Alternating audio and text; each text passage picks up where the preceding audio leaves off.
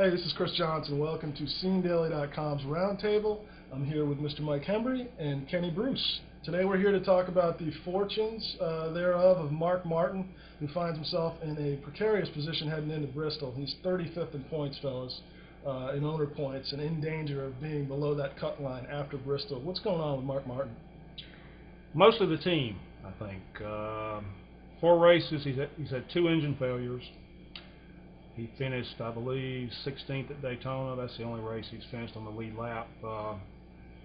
Not a good race in Atlanta either. You know, I don't think Mark Martin has forgotten how to drive a race car.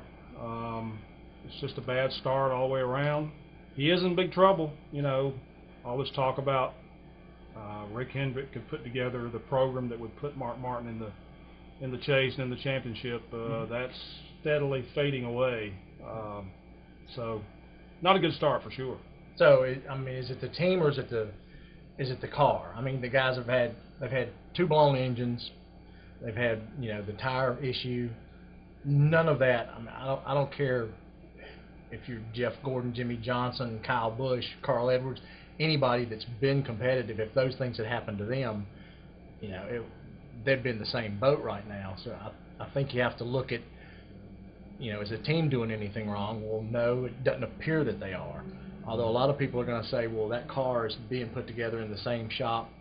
As, you know, it's not in the 2448 shop. Right. It's in the 88 and the 5 shop. And people always say, well, those guys, for whatever reason, they don't run at the same level that the 24 and the 48 do. You know, is there anything to that? Yeah, this is one of those weeks though that the cooperation between the 5 and the 88 teams in that one shop at Hendrick could be huge for Martin, because going through the notes, Dale Earnhardt Jr. has the best average finish, 7.8 of any driver at Bristol in the last 8 races there, and you just wonder if they can.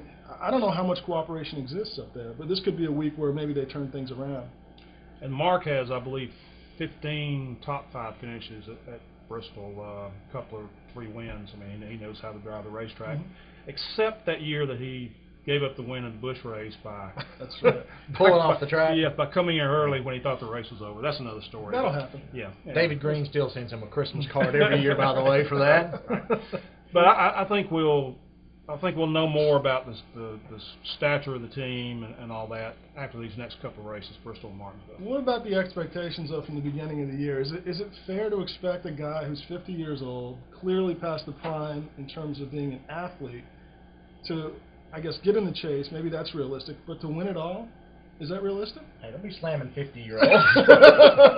Go easy on us. Was too much made of that in the beginning, though? No, I don't think so. I mean, I think you had a veteran driver who had proved he could win races. You're putting him with one of the best teams in the sport. They should succeed. You know, and I don't think they've lived up to their expectations, even if you take what's happened away. You know, I think they really thought they were going to be a lot further ahead at this point.